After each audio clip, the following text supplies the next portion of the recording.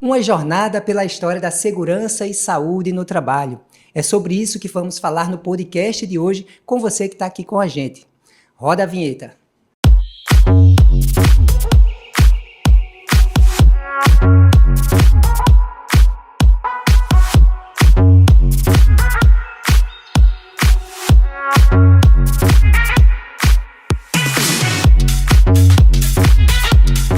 Podcast AESP Fala, hoje na edição de número 3, o podcast que está dando o que falar. É uma iniciativa da AESP, a Associação dos Engenheiros de Segurança do Trabalho do Estado de Pernambuco.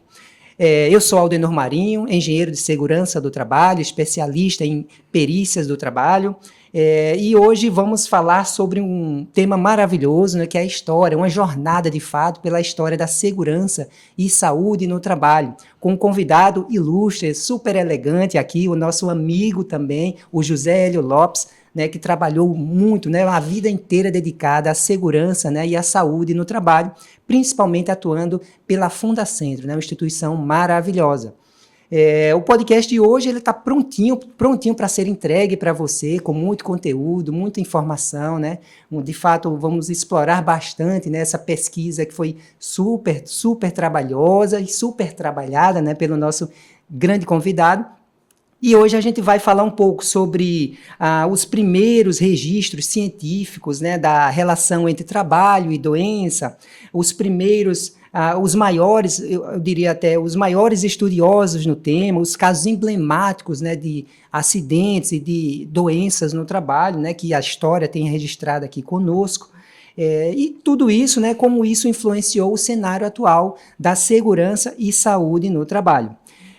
Mas antes, você que é o nosso amigo nosso amigo prevencionista, que cuida, que zela pelas questões da segurança e saúde no trabalho, vamos lembrar aqueles nossos 3 compromissos, O primeiro deles, você que está gostando dessa temática, já acha interessante falar um pouco sobre a história da segurança do trabalho no mundo e no Brasil, já dá o nosso like poderoso lá, se inscreve no nosso canal se você ainda não está inscrito.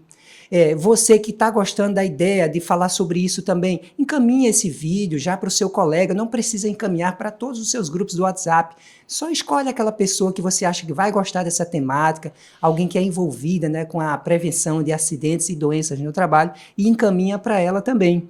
E por último, e não menos importante, já deixa os comentários, alguma coisa que você acha interessante sobre essa temática, e na hora que você ouvir o nosso convidado aqui, o Hélio, falar sobre algum aspecto que tem a ver com o seu dia a dia no trabalho, tem relação com a sua conduta de prevencionista, achou legal aquela frase? Repercute ela, comenta, e isso vai fazer crescer o nosso podcast cada vez mais. E aqui eu anuncio o nosso amigo José Hélio, muito bem-vindo ao nosso podcast AESP Fala, Hélio. É super gratificante ter você aqui com a gente, acompanho sua história há muitos anos, já tive até trabalhos com você há mais de 20 anos atrás, então seja muito bem-vindo.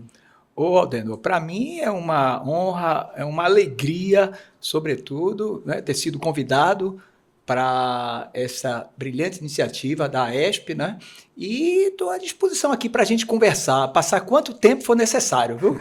Maravilha, maravilha.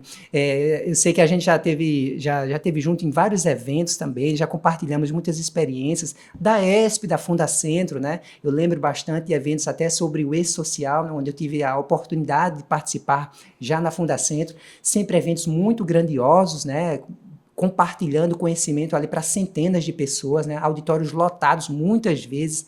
Então é uma história muito grande e você esteve em toda essa parte da história da Fundacentro, principalmente aqui no Norte e Nordeste, A gente vai dividir essa história, da segurança, e saúde no trabalho no mundo e no Brasil em 3 blocos. Nesse primeiro bloco a gente vai falar um pouco sobre uma introdução, falar um pouquinho sobre a história do Hélio, e do desafio de montar, essa história, essa história no tempo da segurança no trabalho, Hélio. Então eu lhe pergunto, como foi um pouco primeiro sua história na segurança do trabalho? Você tem uma formação em psicologia, falando aqui um pouco, né, sobre o currículo de Hélio, ele tem a formação como técnico em segurança do trabalho pela ETF-PE em 1977, hoje é o nosso IF-PE, né? Ele é bacharel em psicologia pela Unicap, a nossa Universidade Católica, em 1983. É educador, né, da Fundacentro, né, aposentado hoje, com 42 anos, para você ter ideia, de serviços à segurança do trabalho.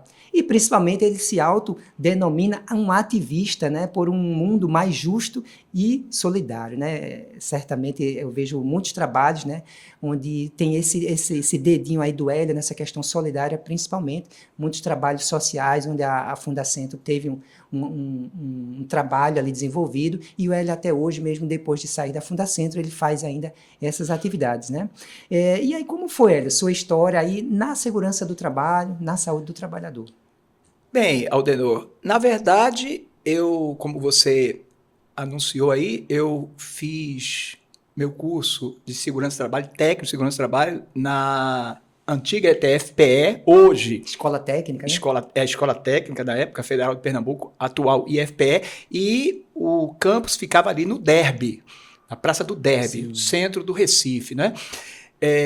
O curso foi implantado em 1975, graças à iniciativa da doutora Jandira Dantas, uma pioneira, a primeira médica do trabalho do Norte e Nordeste, ela e o irmão também, doutor Joaquim Dantas, né?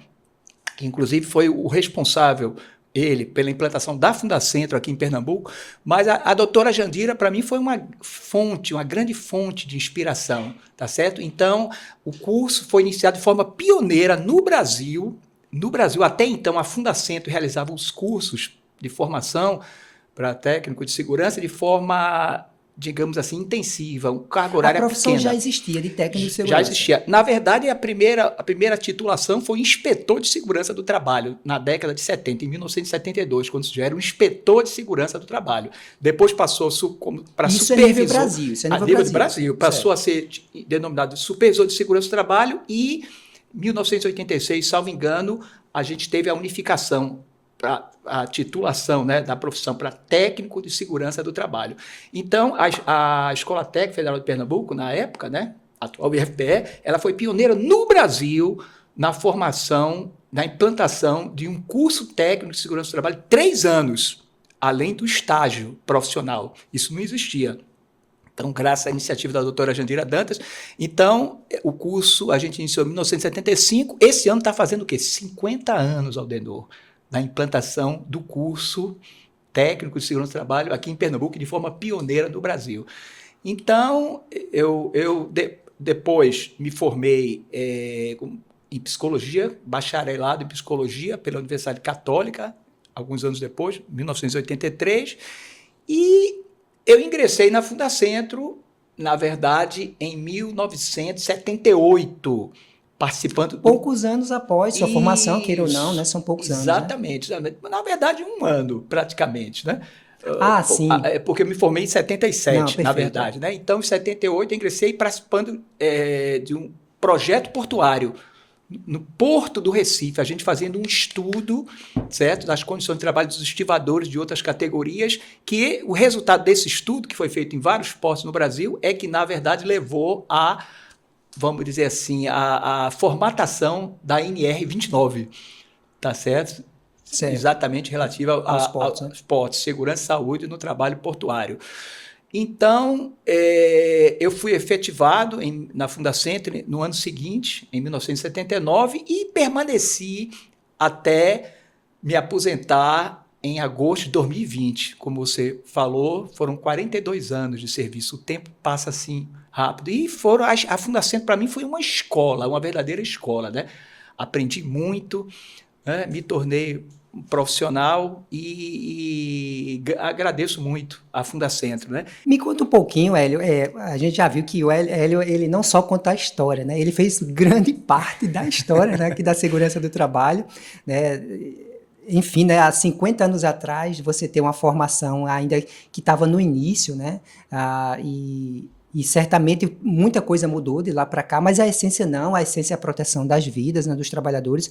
Hoje a gente ainda tem um super papel do técnico de segurança do trabalho, que vai mudando com o passar dos anos, né, muda um pouco, muda a norma, mas a característica é a mesma, né, de buscar que você tenha um ambiente de trabalho seguro e saudável, né.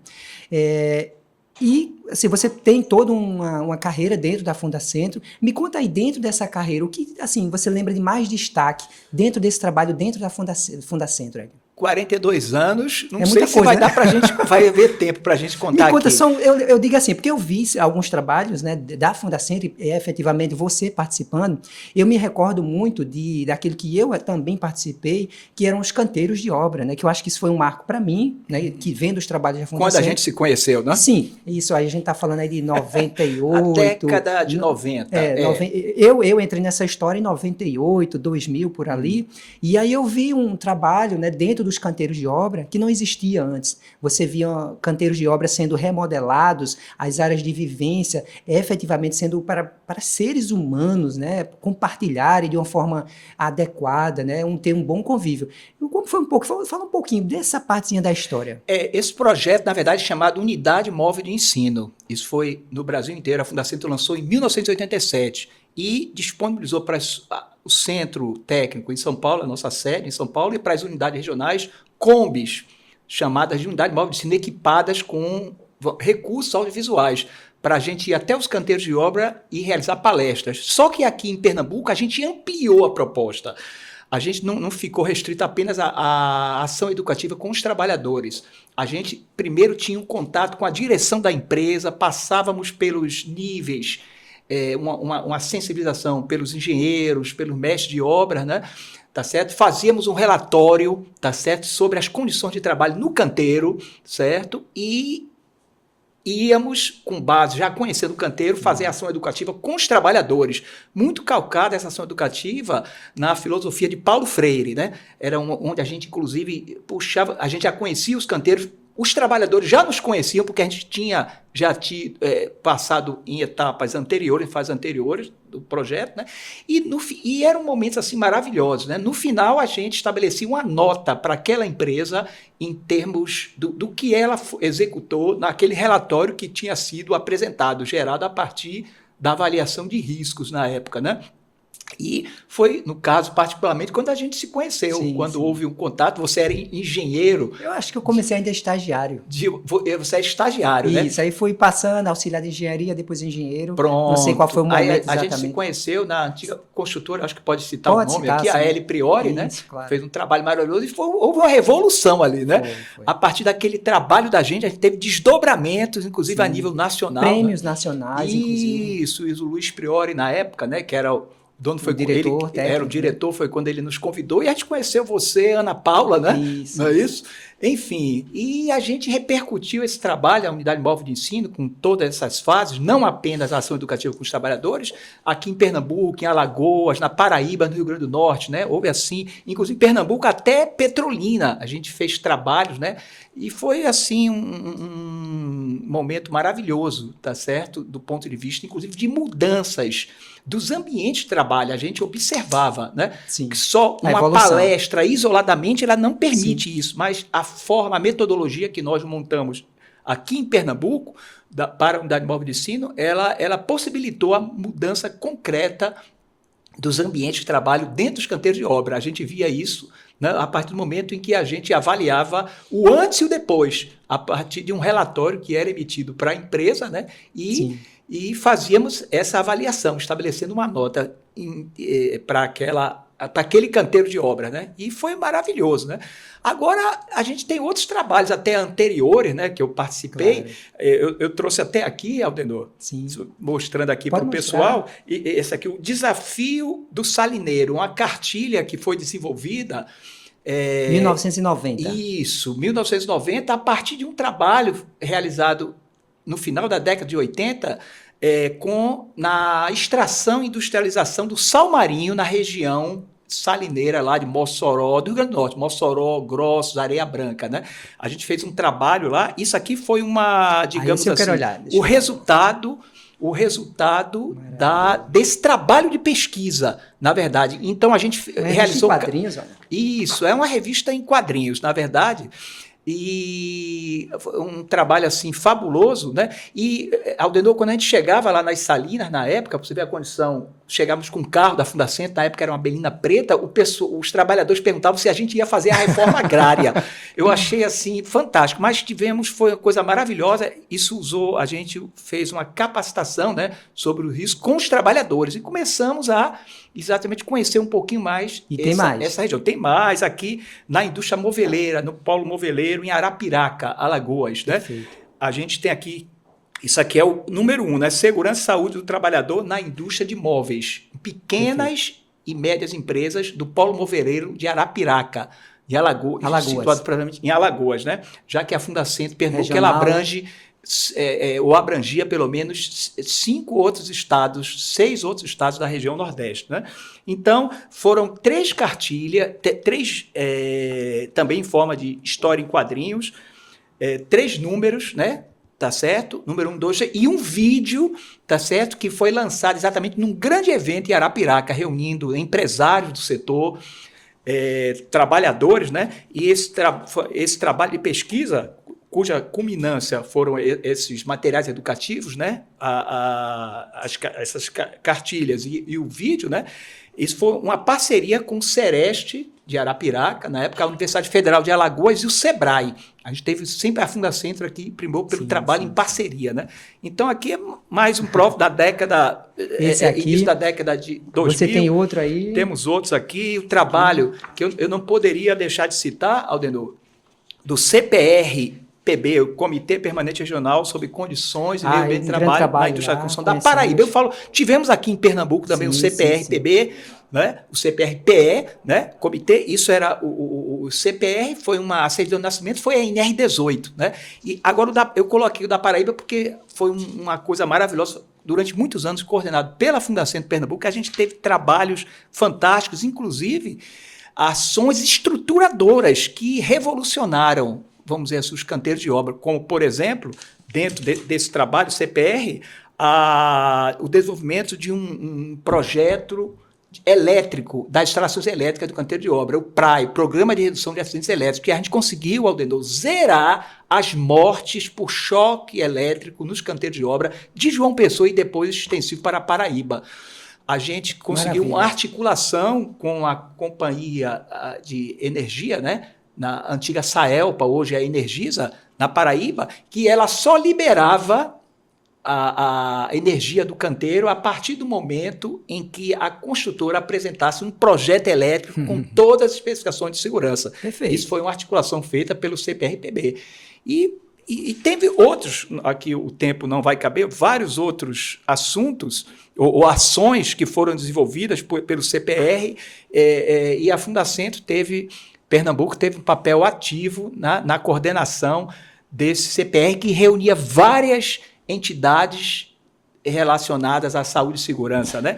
Esse aqui a gente tinha até comentado antes, né? Sim. Foi também um marco histórico. Um diagnóstico. Que a gente já está falando da história, de certa forma, né? Sim, está antecipando. Fazendo um recorte aqui para Pernambuco, a atuação da Fundacentro, né? Acidente de trabalho na construção civil em Pernambuco, um diagnóstico do ano de 1987. Isso foi um trabalho de pesquisa que a Fundacentro aqui em Pernambuco realizou, e o Sinduscom bancou a impressão a tiragem foram aí, né? 5 mil exemplares. Foi um marco. Para você ter uma ideia, a gente descobriu... Isso rodou o Brasil inteiro, né? No Brasil inteiro. Descobrimos, através das nossas pesquisas, nos arquivos do INSS, na época, através das CATs, onde a gente pegamos esses dados estatísticos, fizemos essa epidemiologia dos acidentes de trabalho, descobrimos, por exemplo, que a maioria dos acidentes do trabalho, inclusive fatais, ocorriam entre 8 e 10 da manhã, que revelava o quê? Um déficit, no caso, em termos de nutricional dos trabalhadores. Isso fez com que a convenção coletiva aqui de Pernambuco passasse a exigir, a partir desses dados que nós identificamos, o café da manhã nos canteiros de obra. Não era obrigatório. Não era obrigatório. Então passou a ter os dois sindicatos, o Marreta, né, e o Sinduscom, pactuaram na convenção, incluíram uma cláusula obrigando o café da manhã a partir desses dados identificados por essa pesquisa da Fundacentro. Então, a gente teve... Eu falei que a gente ia falar da história aqui, tá? A história está sendo contada. Está sendo contada. A gente fez outra linha, um trabalho com professores, né, da rede da educação básica. Eu fui convidado, tive a maior honra, esse livro aqui é fruto disso, né, de um trabalho de pesquisa exatamente com professores para avaliar as condições de trabalho. E existe aqui no livro descreve isso aqui, foi um dos livros, isso foi desenvolvido em vários estados, né? É a análise coletiva de trabalho, que é uma metodologia de análise do trabalho, né? A gente desenvolvia reuniões com professores e eles, a partir de uma pergunta chave, né? O que é que você faz no seu trabalho? Através de entrevistas, a gente começou a conhecer um pouquinho a realidade dos professores, ou das condições de trabalho dos professores. E houve o lançamento, Aldenor, na época aqui, no Teatro Castro Alves, lotado. Esse livro foi lançado junto com o filme Carregadoras de Sonhos, lotado de professores, né? A gente ficou nos momentos marcantes. E outras coisas, não sei se a gente vai falando muito, isso aqui é o Guia Básico de Prevenção de Acidentes em Espaços Confinados. Isso é mais recente. Isso aqui recente. foi 2018, você acompanhou. A partir de um acidente terrível que aconteceu, vitimando 4 trabalhadores rurais no município de Barra de São Miguel, a cerca de 200 quilômetros de João Pessoa, quando eles estavam fazendo a limpeza de uma cacimba. Sim. Morreram exatamente por asfixia, né? O nível de oxigênio no fundo do poço era o quê? Era, se não me engano, 3,5%. É uma atmosfera imediatamente perigosa à vida e à saúde. E foi uma tragédia na pequena cidade. A Fundacentro foi acionada, produzimos esse material, retornamos para o lançamento em abril de 2018 desse material na própria cidade e foi um momento de muita emoção, porque as viúvas, né, os familiares dos acidentados estavam presentes, agradeceram a gente pelo material.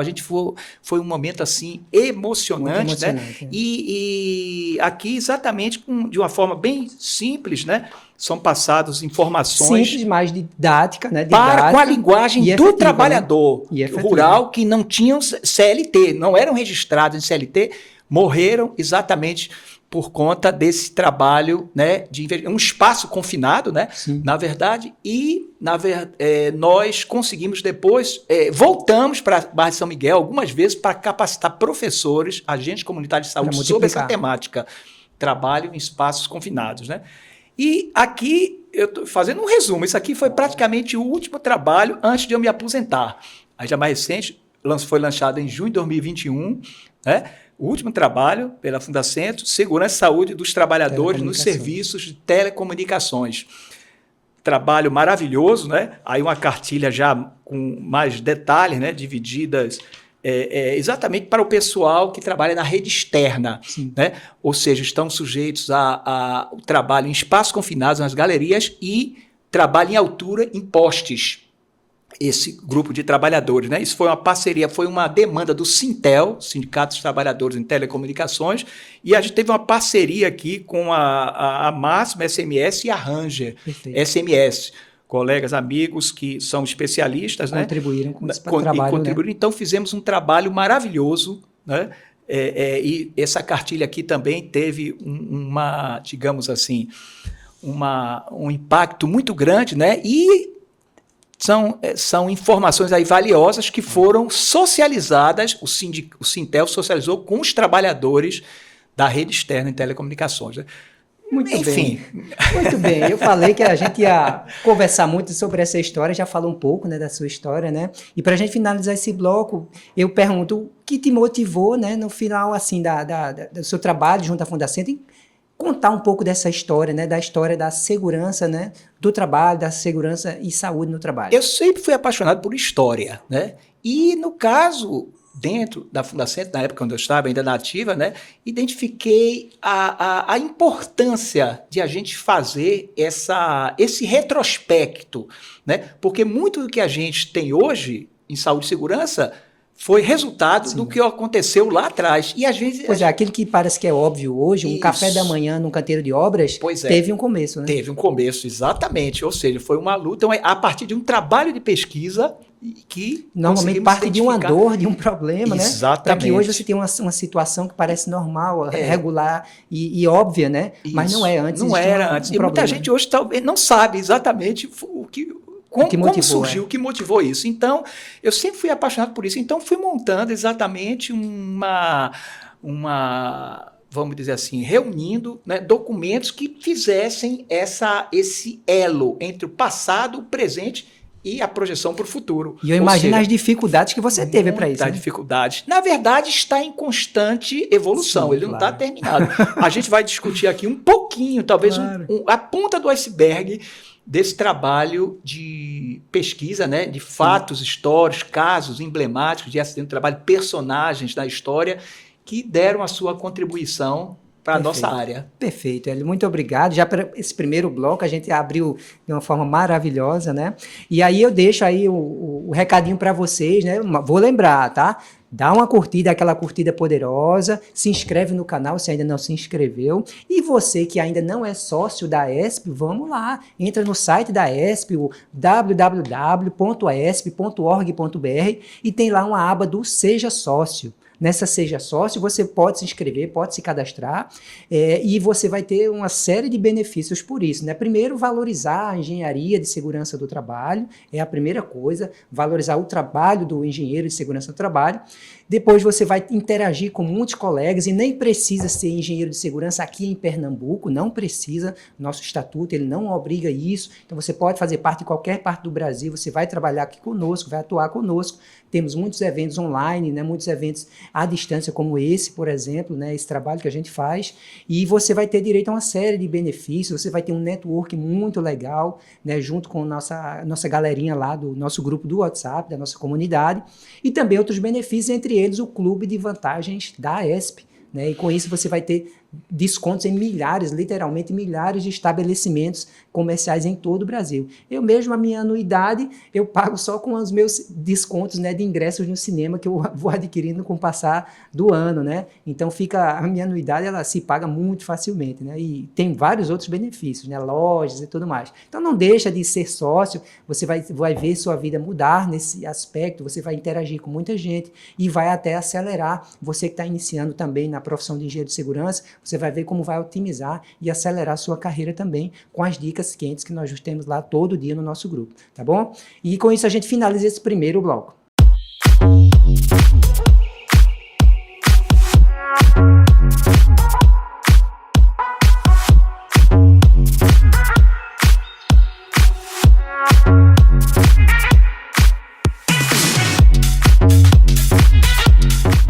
Iniciamos agora o nosso bloco 2 e aí a gente vai falar sobre a antiguidade e o cenário internacional.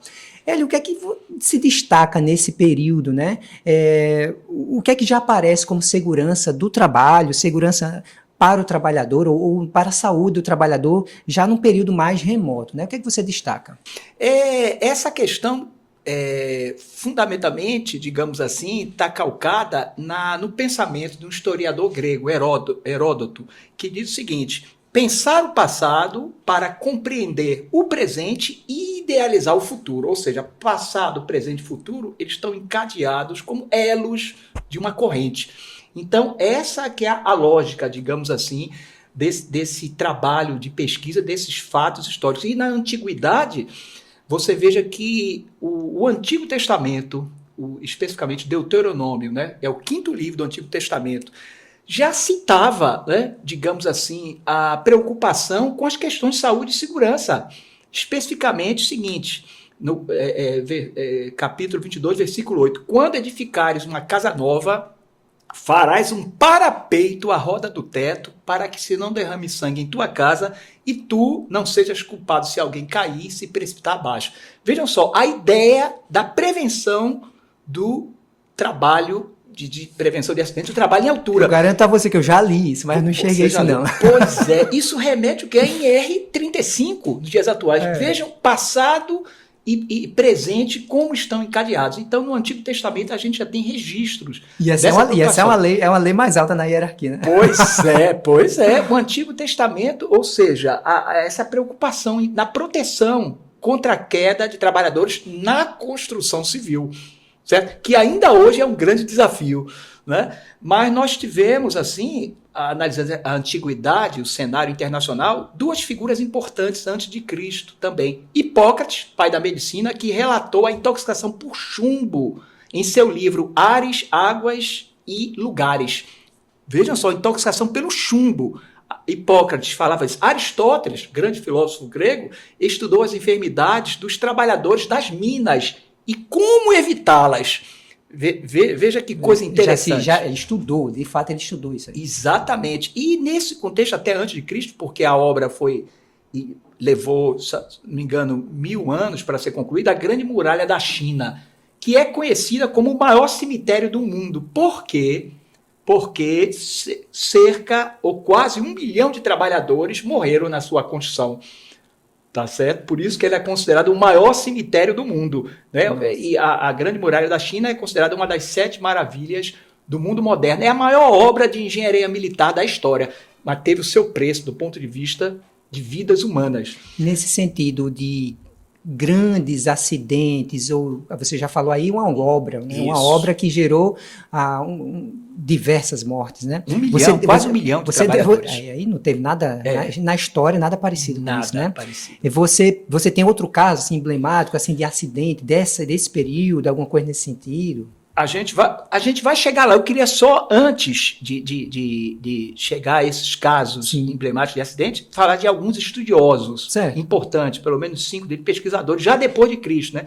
Plínio, o Velho, que é um historiador e naturalista romano, ele falava do uso de máscaras com bexiga de carneiro para proteção contra as poeiras corrosivas, que seria a poeira de sílica, né? Cláudio Galeno, médico romano, pai da anatomia, né? Ele descrevia doenças dos gladiadores e dos profissionais que utilizavam a voz, como você utiliza, né? Tá certo? Paracelso, né? Já em torno de 1500, pai da toxicologia moderna, ele falava, veja que coisa interessante, que a doença pulmonar dos mineiros, que seria a silicose, né? Não era um castigo divino, como até então se acreditava, né? E George Bauer, também em torno de 1500, cientista alemão, pai da geologia moderna, ele descrevia a asma dos mineiros, que ele chamou de poeiras corrosivas, que era exatamente a poeira de sílica. Veja bem, e uma coisa que o George Bauer identificou é que as mulheres desses mineiros ficavam viúvas em pouco tempo, casavam até 7 vezes, exatamente pelo número de óbitos, né, de mineiros em função do adoecimento na mina, né? E a gente chega a Bernardino Ramazzini, antes de falar de outros acidentes importantes ou emblemáticos, né, na história do mundo. Bernardino Ramazzini, que filósofo, médico italiano, pai da medicina do trabalho, está aqui o livro dele, foi encadernado pela Fila Centro, né? É uma relíquia isso aqui. Nesse livro, Aldenor, o Ramazzini descreve... Vou pegar com cuidado. Ele descreve problemas de saúde em 54 diferentes profissões. Ramazzini foi um homem além do tempo dele, né? E ele morreu com 82 anos, de frente para os seus alunos, quando estava colocando a beca na Universidade de Pádua, na Itália, quando estava exatamente proferindo uma das aulas, né? Morreu, ou seja, no local onde ele mais gostava de dar aula, né, aos 82 anos. Então, ele imortalizou, né, na consulta com seus pacientes a pergunta: qual a sua profissão? Ele já exatamente relacionava, né, os efeitos, né, fazer a relação entre os sintomas de saúde, né, tá certo, de agravo à saúde do trabalhador e o trabalho que ele desenvolvia. Então, ele publicou essa verdadeira enciclopédia, né, de saúde e segurança, que é um marco na história da saúde e segurança, né? A gente vai, outro fato assim, histórico interessante, muito interessante, já passando para a Revolução Industrial, 1760 a 1840, na Inglaterra, Aldenor, é a síndrome do chapeleiro maluco, né, que eu acho uma coisa fantástica, ou seja, porque o autor do livro infantil Alice no País das Maravilhas, que depois virou um filme, né, ele identificou na linha de produção dos chapéus na Inglaterra, durante a Revolução Industrial, vários trabalhadores com sintomas delírios, mudanças bruscas de humor, né? Ou seja, porque esses trabalhadores ficavam expostos aos vapores de cola à base de nitrato de mercúrio. O mercúrio é um neurotóxico, né? E ele identificou isso, essa síndrome, essa doença, esse adoecimento dos trabalhadores e esse comportamento muitas vezes agressivo. E o Chapeleiro Maluco entrou na história, em Alice, no País das Maravilhas, como esse personagem retratado nas linhas industriais, né, na produção de chapéus na Inglaterra. Né? Veja só que coisa interessante. Né? E na Inglaterra ainda a gente teve a lei das fábricas, a Factory Act, que foi a lei, talvez a primeira lei realmente de importância em relação à proteção dos trabalhadores dentro das fábricas, sobretudo na indústria têxtil, né? Proibiu o trabalho noturno para menores de 18 anos, né? Por exemplo, né? E foi um marco na inspeção do trabalho no mundo, essa lei das fábricas, né? Foi um marco realmente onde surgiu praticamente a inspeção do trabalho no mundo, né? E uma coisa interessante, em 2023, dando um salto na história, né? Uma pesquisa, um estudo bioarqueológico da Universidade de Durham,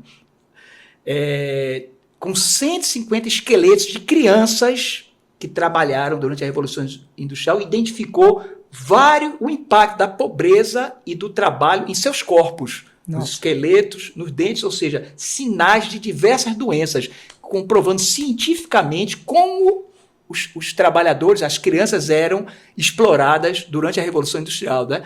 Essa pesquisa, como eu disse, essa descoberta de 150 esqueletos em 2023 no norte da Inglaterra, na cidade de Folkestone.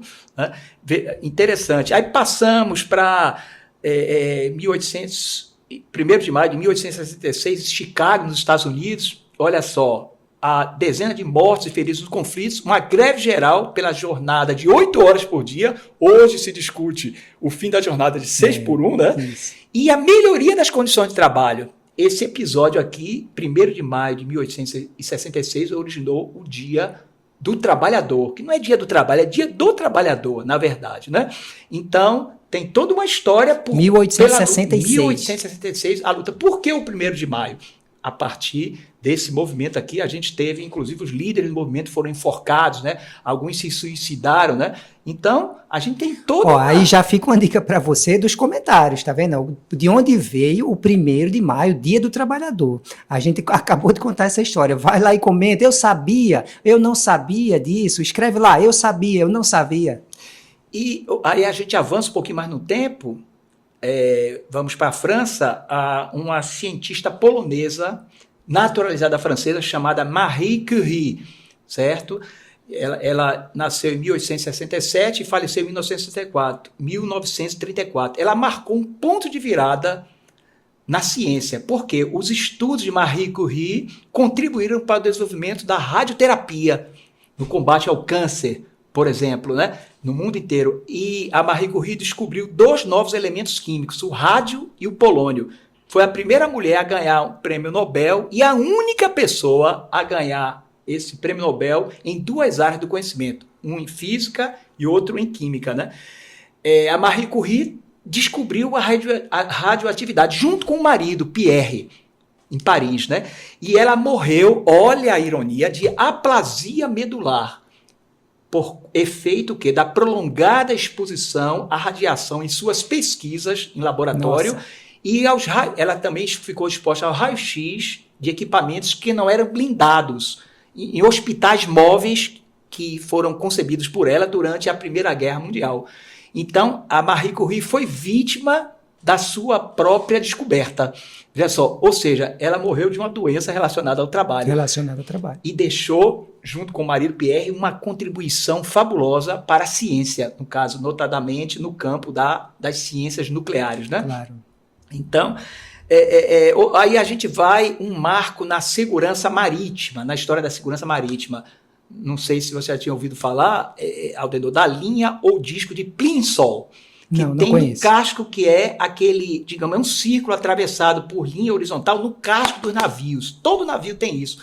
É exatamente que indica, digamos assim, tem relação com o calado do navio. Ou seja, que é aquela parte do navio que fica submersa, que vai da quilha dele, a parte de baixo, até a linha d'água em cima. Então, esse disco de Plimsoll indica o quê? O limite máximo de carga que um navio pode suportar em diferentes condições de navegação. Por que Plimsoll? Porque foi uma homenagem a Samuel Plimsoll, que foi o criador desse marco do ponto de vista da segurança marítima, né? Isso é um dado importante, que isso foi em 1876, na Inglaterra, quando foi lançado, identificado essa linha ou disco de Plimsoll, né? Certo? Então a gente passa aqui em 1877, uma lei nos Estados Unidos que exigiu a proteção nas máquinas, lembrando, tempo depois que hoje a nossa NR12, não é isso? Surgiu nos Estados Unidos. A encíclica Rerum Novarum do Papa Leão XIII, né? Em 1891, na Itália, que falava das condições dos operários, salário justo, jornada de trabalho, trabalho insalubre, trabalho da mulher, trabalho infantil, trabalho escravo. Essa encíclica Rerum Novarum foi uma fonte de inspiração para a criação do direito do trabalho. Então você vê a antiguidade já construindo o que vem depois, né? Pois é. Tudo está encadeado. Aquilo como Heródoto lá falava, né? O passado, presente e futuro, eles estão encadeados. Indissociável. Não é isso? Então, inclusive na nossa área de saúde e segurança. Passamos pelo norte do Chile, em Iquique, a greve dos mineiros de salitre e de outras categorias. Uma das pautas dessa greve foi o quê? Segurança nos trabalhos perigosos. Uma das pautas. Então, houve um massacre dos grevistas, cerca de 3 mil mortos. Isso foi um fato terrível, né? E foi, inclusive, constituída uma peça musical, anos depois, relatando esse episódio triste, no caso do movimento de trabalhadores no continente, no caso da América do Sul, né? Aí vamos para Nova York, o famoso incêndio de 1911 de uma fábrica de roupas femininas. 129 mulheres imigrantes morreram e 14 homens também morreram. A maioria eram mulheres. As portas dessa fábrica, onde hoje funciona a Universidade de Nova York, tá certo? Eram trancadas para dificultar a saída do local. Isso, né? Lembra muito a questão da Boate Kiss, fazendo essa... Faz a conexão rápida. Essa conexão. Mas, enfim, aí, nessa empresa, né, nessa indústria de roupas femininas, jornadas de 16 horas, de trabalho de 16 horas, né? Baixos salários, assédio sexual das chefias, olha só, naquele tempo, e ambiente altamente insalubre, né? Aí a gente vai para São Petersburgo, na Rússia, a greve de 50 mil operários pelas 8 horas de trabalho por direitos trabalhistas e liberdades democráticas. Aí chegamos em 1919, na Suíça, a criação da OIT, um marco, né, da Organização Internacional do Trabalho. 1936, eu sou um cinéfilo por natureza, né? A gente teve o lançamento do filme Tempos Modernos, Charlie Chaplin. Sim. O Chaplin falava de que o filme, na verdade, era uma crítica ao Fordismo. Eu já vou perguntar quem é que já assistiu Tempos Modernos, certo? Aí já escreve lá, eu assisti Tempos Modernos. E se não assistiu, corra, vai assistir, que vale muito a pena. É super divertido, mas tem uma reflexão grande para ser feita, né? Grande reflexão, porque Chaplin, o filme, na verdade, é uma crítica à divisão do trabalho em tarefas simples e repetitivas, que pode provocar diversas doenças, inclusive as lesões por esforço repetitivo, as DORT, no caso, né? E problemas mentais, ou seja, o trabalhador, ele se concentra apenas numa atividade simples. Sim. Na verdade, ele não tem... Digamos, o Fordismo, é típico do Fordismo, né? Exatamente. Então, o filme foi uma crítica em relação a isso. Em 1938, a gente vai fazendo essa linha do tempo, surgiu a famosa ACGIH, sim, né? Sim. Conferência Governamental Americana de Higienistas Industriais. Desenvolveram, né? Até hoje a gente usa os limites de tolerância, né? De exposição, né? Internacionalmente, os limites de expulsão ocupacional, né? Agentes químicos, físicos, biológicos. A CGH foi um marco nisso, né? Aí a gente vai aqui para um caso de interesse histórico, no caso, um acidente emblemático. 1942, durante a Segunda Guerra já, né? Durante a Segunda Guerra Mundial.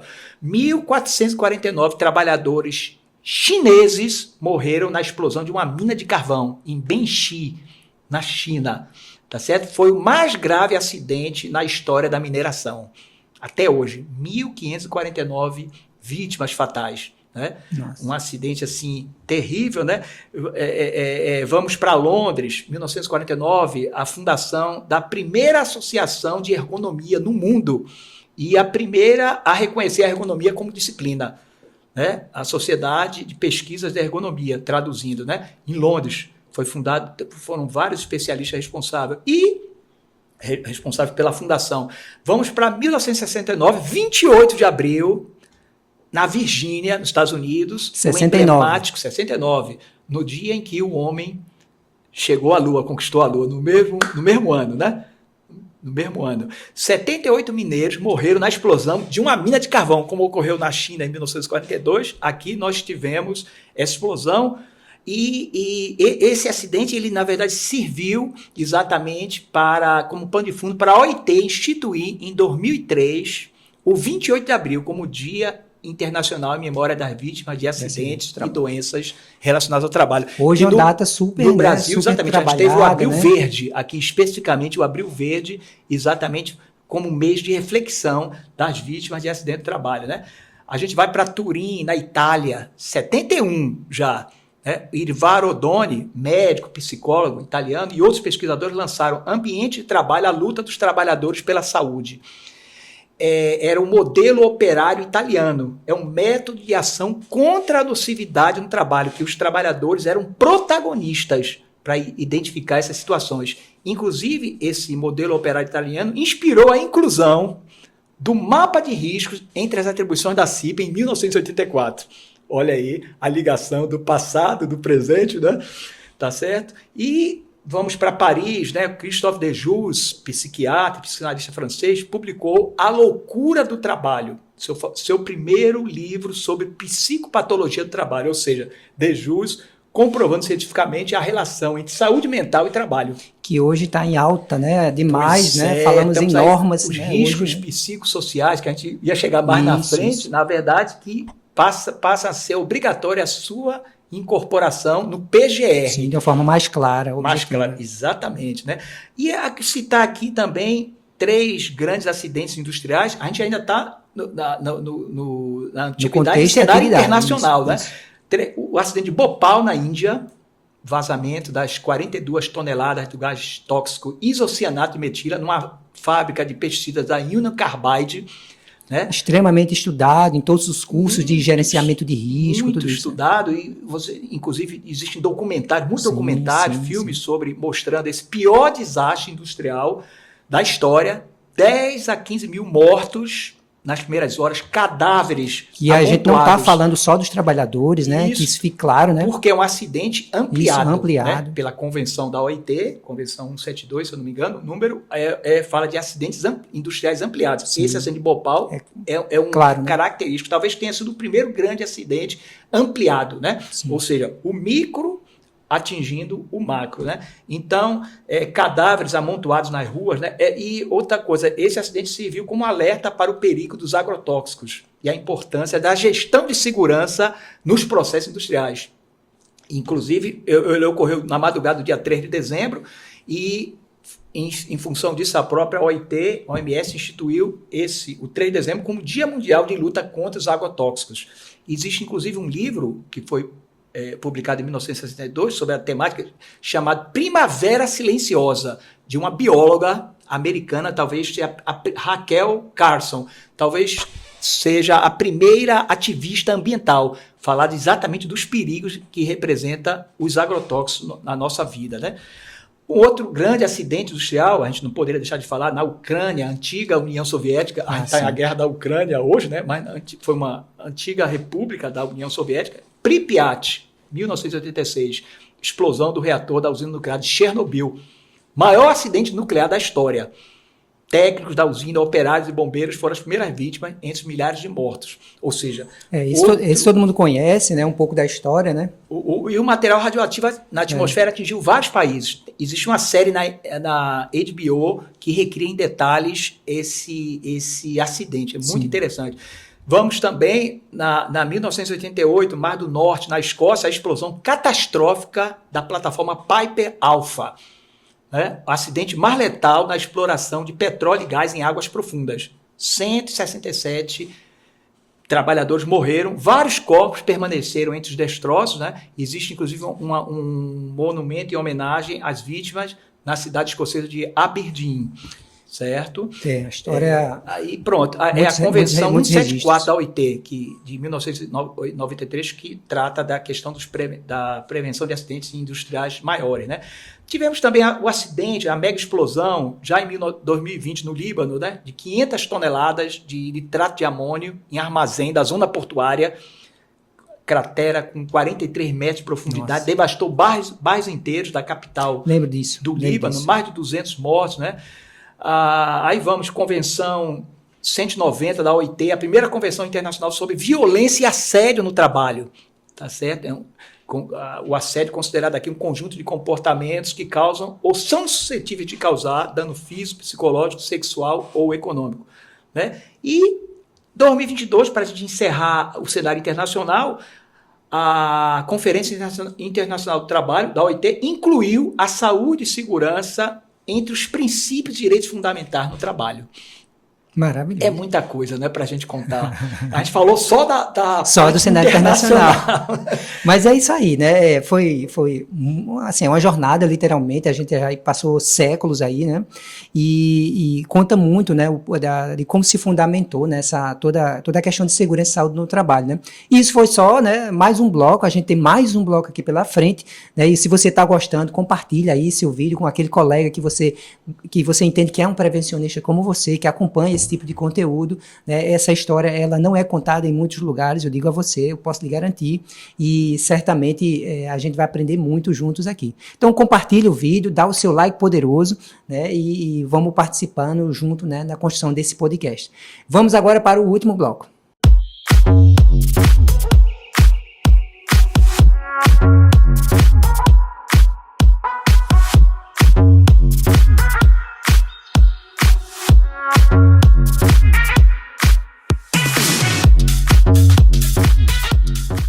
Agora, iniciando o nosso terceiro bloco, né, a gente vai falar um pouco sobre o Brasil, né, o Brasil do século XIX, do século XX e do início do século XXI até os dias atuais.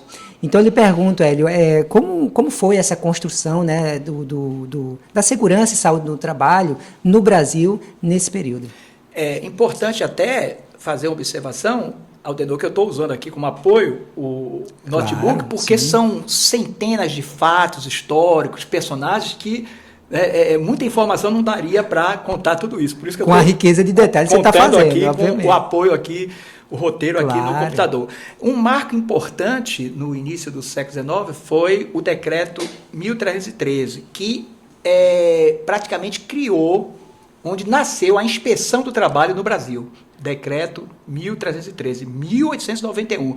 Ele foi assinado por Deodoro da Fonseca 14 meses após a proclamação da República, né? Tem um marco do ponto de vista de arcabouço jurídico aqui no nosso Brasil. Tá, né? Vendo, Prévio, tu que achava que tinha começado com as normas regulamentadoras em 1977. Não foi não, tá? Foi bem antes. Bem antes, pois é. Aí esse decreto falava de ventilação, exigia ventilação nas fábricas, proibição de limpar máquinas em movimento, né? A proibição do trabalho junto a partes móveis, né? E proibiu o trabalho noturno para menores de 15 anos. Né? E aí a gente avança um pouquinho mais no tempo, Aldenor. Claro, antes a gente tinha tido no início aqui em Salvador a revolta dos malês, que foi a maior revolta de negros na história do Brasil. 600 negros que foram contrários à opressão, trabalhos forçados, açoites e falta de liberdade religiosa, né? Isso foi um marco do ponto de vista porque a gente fala dos negros, mas na verdade não eram trabalhadores, vamos dizer, formais, entre aspas, né? Mas foi por melhores também condições de trabalho, né? Mas entre 1907 e 1912, eu quero falar outro fato de interesse histórico, em Rondônia, a construção da estrada de ferro Madeira-Mamoré, que é chamada a Ferrovia do Diabo. Por que motivo? Porque quase 7 mil operários morreram durante a sua construção. Quase 7 mil. Ou seja, quase um terço do total. A ferrovia chegou a ter, no seu auge, 21 mil trabalhadores de várias nacionalidades. Quase um terço morreu por acidentes, ataques de animais em índios, febre amarela, malária, disenteria e outras doenças. Então, por isso que ela é chamada a Ferrovia do Diabo. Ela atravessava a selva amazônica né, 366 quilômetros por dentro da selva. Foi a partir de um convênio do Brasil com a Bolívia, né, para a extração da borracha. Então, isso aqui, do ponto de vista de vítimas, essa foi a obra que causou o maior número de mortos no Brasil, né? Do 1907 a 1912, 5 anos, não é isso? 5 anos. 5 anos. Então, foi essa, não foi nenhuma outra obra, foi a Madeira Mamoré, né? A gente teve no Rio de Janeiro, em 1913, o segundo Congresso Operário Brasileiro, e com relatos dos sindicatos de trabalhadores em fábricas de tecido sobre o pó em suspensão e a péssima higiene no local de trabalho, né? A greve geral em São Paulo, em 1917, melhores salários, redução da jornada e fim do trabalho noturno para mulheres e crianças, né? 1919, a primeira lei acidentária no Brasil, Lei 3.724. Anota essa aí, viu, Prévio? Primeira lei acidentária no Brasil. 1919, né? E nesse mesmo ano, no Recife, a greve dos trabalhadores também, contra os baixos salários, jornadas excessivas e falta de higiene nas fábricas. E eu quero aqui fazer um recorte, Adenor. Quem é aqui de Recife, principalmente conhece a fábrica da Torre. Ali, você olhando do outro lado, na outra margem do rio Capibaribe, né, do Parque da Jaqueira, vê a enorme chaminé, né, que ali está exatamente a fábrica da Torre, que funcionou de 1892 a 1982, nas margens do rio Capibaribe, e essa fábrica chegou a empregar 1.400 operários. E vejam que coisa interessante, muitos casos, centenas de casos de acidentes com perda dos olhos desses operários, porque eles trabalhavam com os teares e as lançadeiras do tear se soltavam, a lançadeira do tear se soltava a mais de 300 km por hora na velocidade e atingiam os olhos dos trabalhadores. E esses trabalhadores adotaram Santa Luzia como padroeira deles, né? E Santa Luzia é a protetora dos olhos e da visão. Veja só que coisa interessante. Então, muitos desses operários participaram da greve de 1919, inclusive dessa fábrica da Torre. Além de outras que a gente tinha em Pernambuco, né? Interessante. A Tacaruna, Pirapama, Escada, Cotonifício Moreno, a fábrica de Camaragibe, o Cotonifício Paulista, né? Enfim, e um marco importante do ponto de vista da legislação também foi a criação por Getúlio Vargas do Ministério do Trabalho, Indústria e Comércio, 1930. Ele foi apelidado na época de Ministério da Revolução, entre aspas, né? E 2 anos depois, o decreto 21.417 regulou o trabalho das mulheres na indústria e comércio e proibiu o trabalho feminino à noite e em pedreiras, mineração, obras de serviços de saúde perigosos, né? E a música popular brasileira, eu gosto muito também de relacionar isso, sempre existem várias canções, várias músicas que falam exatamente em relação à saúde e segurança no trabalho, né? O João da Baiana, compositor, parceiro de Pixinguinha, em 1932, ele relata, num dos versos da música, exatamente o sofrimento dos trabalhadores em relação às condições de trabalho. Quando ele fala, meu terno branco parece casca de alho, foi a deixa de um cadáver do acidente de trabalho. Né? Muito interessante, não é isso? 1938, eu acho aqui, em Nova Lima, Minas Gerais, um marco na higiene do trabalho no Brasil, certo? Eu considero isso aqui, isso não está em nenhum livro, mas eu considero um geólogo, não foi um engenheiro de segurança, nem foi um outro profissional de saúde e segurança. Otávio Barbosa estudou profundamente a mina de Morro Velho, na época, né, em Nova Lima, Minas Gerais, era considerada a mais profunda mina do mundo, mina de ouro, né? E após fazer esse estudo profundo sobre a mina, o Otávio Barbosa, o geólogo, relatou medidas de higiene do trabalho nas atividades de mineração, certo? Ou seja, o adoecimento pela exposição à poeira de sílica, morte por explosões e desabamentos, jornadas extenuantes, né? E havia muito repressão e chibatadas. Os trabalhadores a mina era administrada por ingleses. Nossa. Na época, né? Então, o Otávio Barbosa identificou essa situação e elaborou esse relatório que eu considero um marco na segurança do trabalho e particularmente na higiene do trabalho. Sim. No Brasil, certo? A gente teve em 1943 a criação da CLT, né? Sim, um decreto que foi assinado em 1º de maio, Dia do Trabalhador, no estádio do Vasco, em São Januário, assinado por Getúlio Vargas, né? Diante de 40 mil pessoas, 40 mil trabalhadores, a maioria. E já nessa época, 1943, a gente tinha um capítulo sobre higiene, famoso capítulo 5º do título 2º, sobre higiene e segurança do trabalho, determinando já uma série de medidas. Não vai haver tempo para a gente colocar aqui, mas 1944, ou seja, a reforma da Lei de Acidentes de Trabalho, considerada a nova Lei de Acidente de Trabalho, e que foi a certidão de nascimento da CIPA, 1944, o artigo 82 do Decreto-Lei 7.036. A nossa CIPA nasceu aqui, que completou o ano passado, Adenor, o quê? 90 anos, é isso? 90 anos. 90 anos. 90 anos. A nossa CIPA, né? Que não surgiu com o nome CIPA, mas era uma comissão obrigatória nas indústrias, na época com mais de 100 trabalhadores. Então, está aí a certidão de nascimento da CIPA. A Fundacentro foi criada em 1966, importante, né? Como a gente já falou aqui, eu sou uma cria da Fundacentro, foi criada em 1966, e um caso... me lembra, fazendo a ligação do passado com o presente. Hipócrates falava lá no chumbo, né, da intoxicação causada pelo chumbo. E de 1960 a 1983 funcionou em Santo Amaro, na região do Recôncavo Baiano, uma fábrica de fabricação de lingotes de chumbo, né? E essa fábrica deixou um passivo social, um passivo ambiental terrível. Mais grave caso de contaminação ambiental ocupacional no Brasil pelo chumbo e por outros metais. Toneladas de escória, de gases tóxicos, né? E essa escória dessa empresa, né? Era a Plumbo, chamada de Plumbo, depois mudou o nome, que eu estou esquecido agora, mas a gente teve morte de mais de 900 operários, certo? Por conta da intoxicação, enquanto trabalhava, e anos depois, né, tá certo? E familiares, né? E população intoxicados, né? E o absurdo foi que a escória dessa empresa foi usada durante muito tempo para calçar ruas da cidade, né, usada pela prefeitura, e os filtros contaminados das chaminés da empresa eram usados como tapetes nas casas dos trabalhadores. As pessoas não tinham conhecimento e foram intoxicadas. Inclusive, houve uma denúncia desse caso à Comissão Interamericana de Direitos Humanos. Em 2022, feita por um diretório o curso da área de Direito da Universidade Federal da Bahia.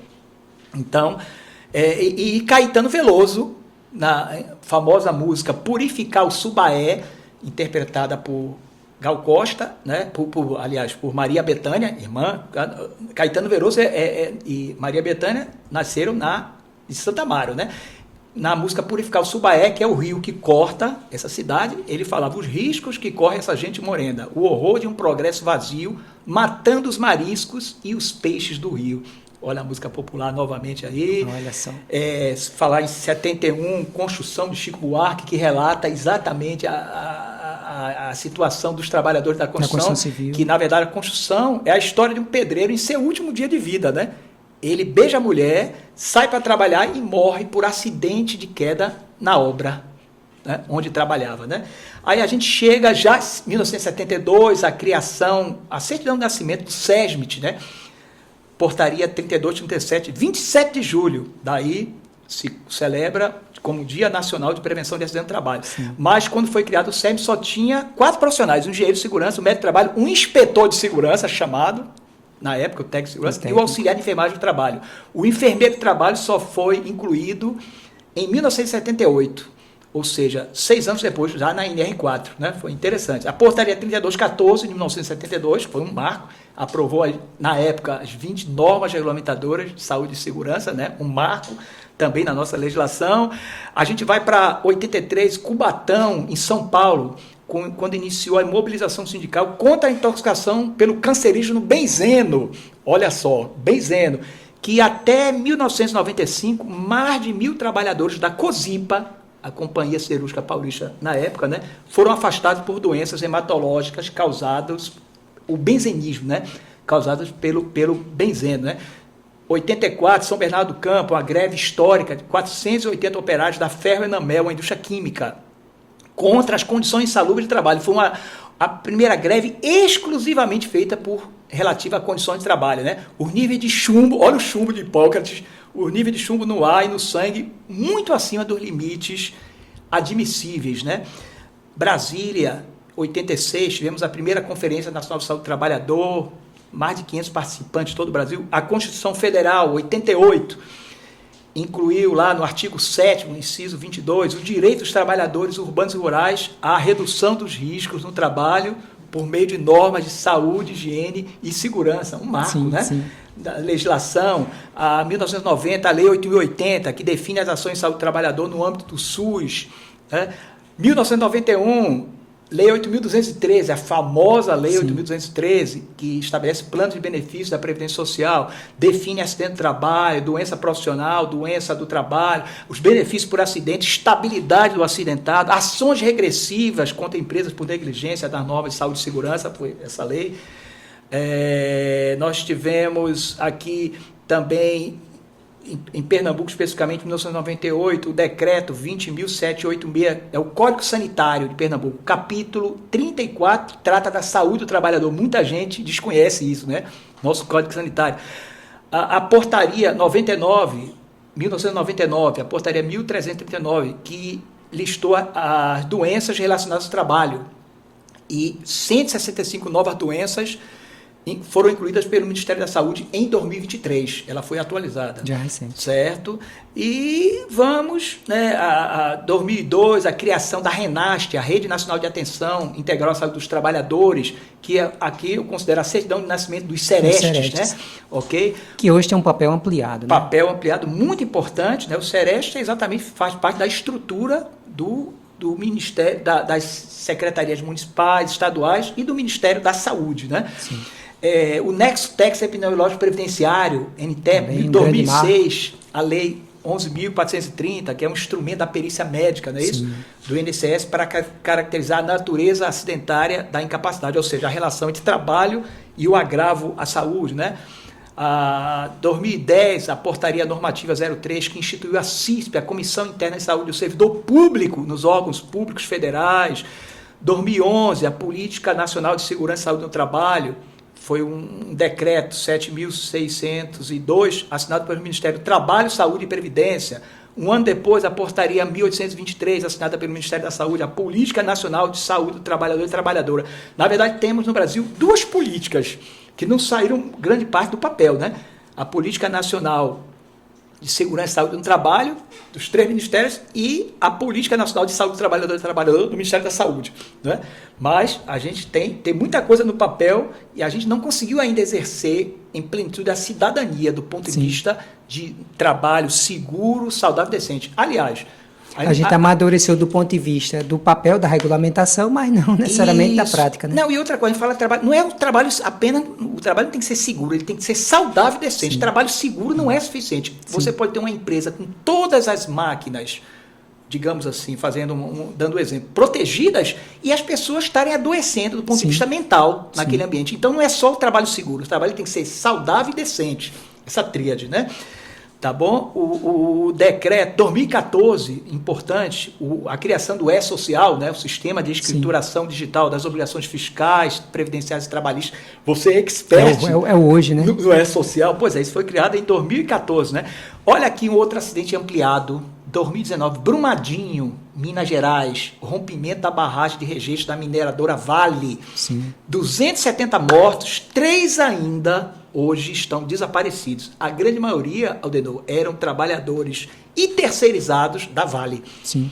A grande maioria, né? Esse foi o acidente de trabalho com maior número de vítimas e mais longa operação de busca e resgate no Brasil. É um acidente ampliado dentro do conceito da Convenção 174 da OIT, né? Aí a gente vai 2019, quando a gente teve quase metade das normas regulamentadoras, das NEs do Ministério do Trabalho, atualizadas. Houve uma sanha muito grande para atualização, que nem sempre feita de forma eficaz, de forma feliz, mas tivemos isso, né?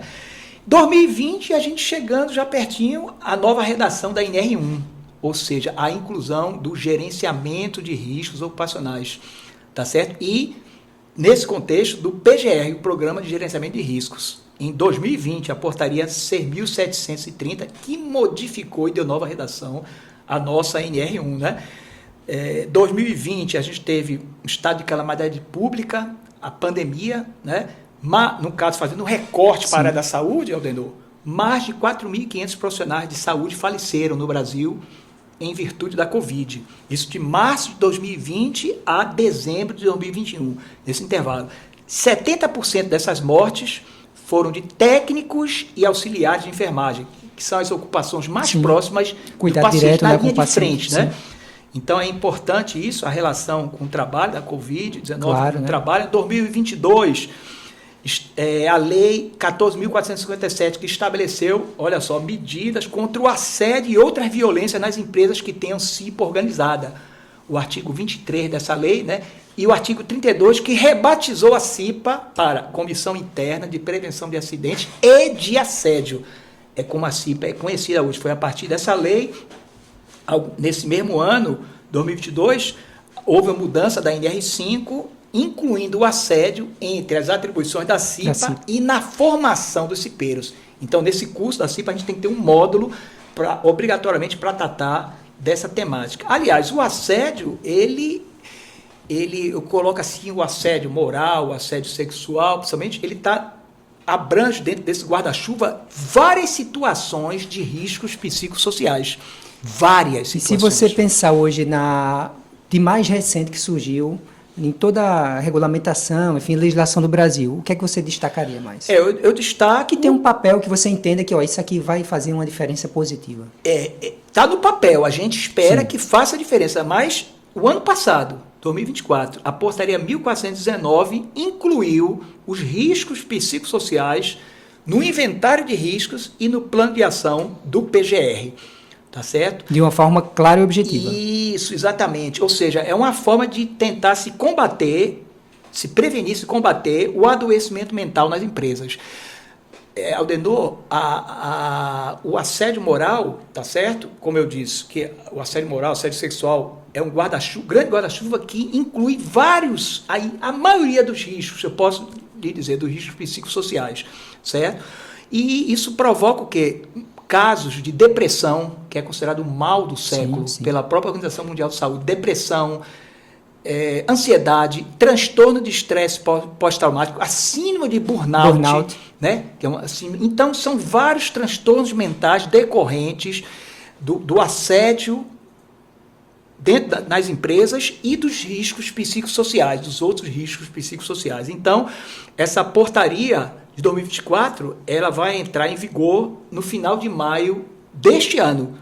Ou seja, vai ser obrigatório, é um grande desafio para os profissionais da área, até porque os profissionais da área de SST, o engenheiro de segurança, o técnico de segurança e os demais profissionais, muitas vezes eles não vão ter condição de fazer essa identificação. A gente vai ter que ter necessariamente aí a contribuição de psicólogos, psiquiatras, assistentes sociais, e outros profissionais de recursos humanos para poder fazer uma identificação correta. E aí também vamos dizer, o destaque também das análises ergonômicas, né, que tem um papel importante, seja ela preliminar, mas avançando para a análise ergonômica do trabalho, né, que aí sempre são estudos multidisciplinares e você tem uma condição de diagnosticar isso melhor e efetivamente contribuir com o PGR. Exatamente. E outra coisa, e o SESMIT, a Constituição, com esses 5 profissionais que nós temos, ele está engessado. Isso, na verdade, é da década de 70. Sim. Na verdade, o SESMIT ele já deveria incorporar outros profissionais que tenham uma interlocução direta com as questões ligadas à segurança e à saúde do trabalhador, como eu falei, com psicólogos, assistentes sociais,